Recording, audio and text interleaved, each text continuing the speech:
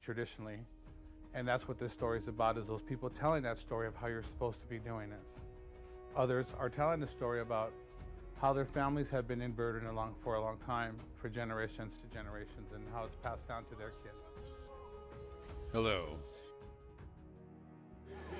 Before anything starts, I'd like to tell you about why this film exists. For too long, our stories have been told as if they began at contact. The moment contact enters the telling, outside voices take over. They decide what happens and when. Their story gets woven into ours, told in their language, told their way, until piece by piece, our story is buried inside someone else's telling. I refuse to let that contact define our stories. If you have ideas, go out and make them happen. And as long as the elders and people are behind you, pushing you to do it, like Mr. Robert Levi did for this program, they're going to be successful. So Mr. Robert Levi.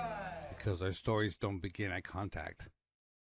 They begin long before, in our language, in our way, carried by our people, voice to voice, generation to generation, in our songs. That my dad passed them on to, that they need to be in good standing, and they need to be a tribal member to represent our tribe as a whole. And not just anybody can just go out and represent our tribe. Even if they're descendants, that they can sing, but really in reality, the tribal members are the ones that are supposed to be the singers, the main singers. That's what bird singing is about. Not sitting in a book, history alive in a voice, reborn every time it's sung. I came to this culture knowing nothing, and I learned that when you come in the right way, asking, learning, listening, earning every step, the culture doesn't just teach you, it claims you.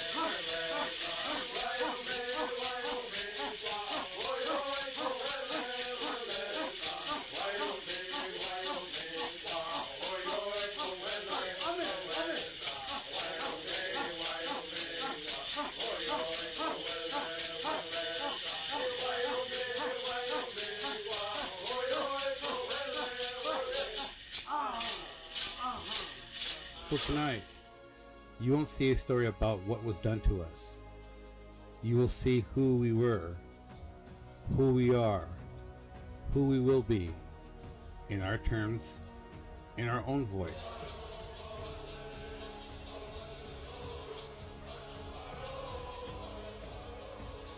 Because when we tell it in our way, our youth don't just hear a history. They inherited it. They carry it forward. Language lives, our culture lives. Our stories stay ours. That's why I do this.